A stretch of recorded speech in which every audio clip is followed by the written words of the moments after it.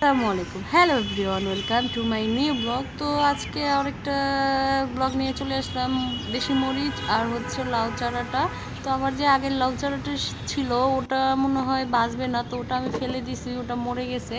তো নতুনভাবে আরেকটা গাছ এনেছি, এখন দেখি লাগিয়ে আল্লাহ ভরসা এটার কি অবস্থা হয়।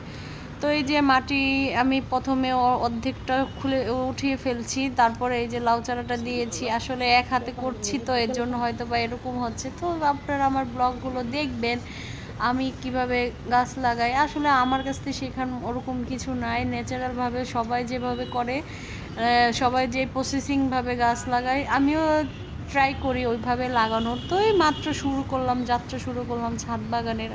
দেখা যাক আল্লাহ ভরসা কেমন হয়। তো শীতে নাকি সব সবজি অনেক ভালো হয়, এর জন্যই ট্রাই করলাম, শীত থেকেই শুরু করে দিলাম।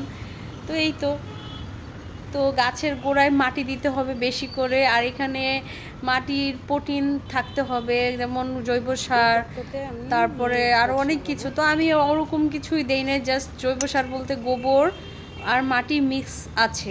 তো গাছটা দেখতে পাচ্ছেন কত সুন্দর, মাশাআল্লাহ। গাছটা যেন বড় হয় এটাই হচ্ছে ভরসা। আর এই টবে আমি মরিচ গাছটা লাগাবো। আগে ছুরি দিয়ে বা কেচি দিয়ে কেটে নেবেন, তারপরে এভাবে মাটিটা অর্ধেক করে দেন লাগিয়ে ফেলবেন। এই তো আমার লাগানো হয়ে গেছে মরিচ গাছ। আসলে এগুলোর প্রতি ধৈর্য থাকতে হবে, কষ্টসাধ্য, অবশ্যই অনেক কষ্ট। আমরা বাজার থেকে জাস্ট কিনে এনে খাই, আর এটাকে আমরা লাগানোর জন্য আমাদের নিজের হাতের ছোঁয়াটা কিন্তু মাটির সাথে স্পর্শ করতে হবে। আর যখন দেখবেন আপনার গাছের ফলন হয়েছে তখন তো আর মানে আনন্দের কোনো শেষই থাকবে না। তো আমার ব্লগগুলো যদি আপনাদের ভালো লেগে থাকে অবশ্যই ফেসবুক পেজে যে লাইক, কমেন্ট অ্যান্ড শেয়ার করে দিবেন। ইউটিউবে যে একটা সাবস্ক্রাইব করে দিবেন, আমার সাথে থাকবেন, সাপোর্ট করবেন।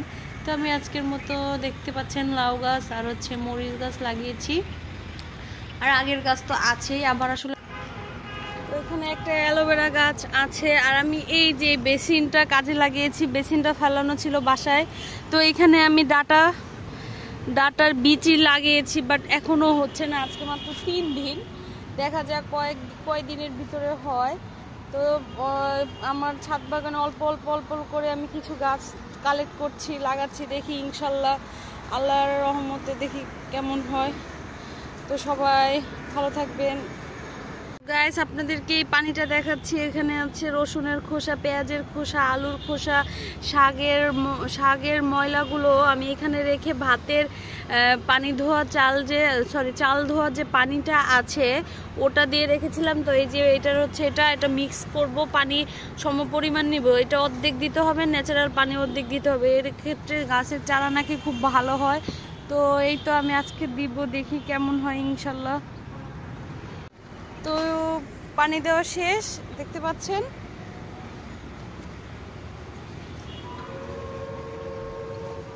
আরো কয়েকটা টব খালি আছে, এগুলো নেক্সটে ভরে ফেলবো ইনশাল্লাহ।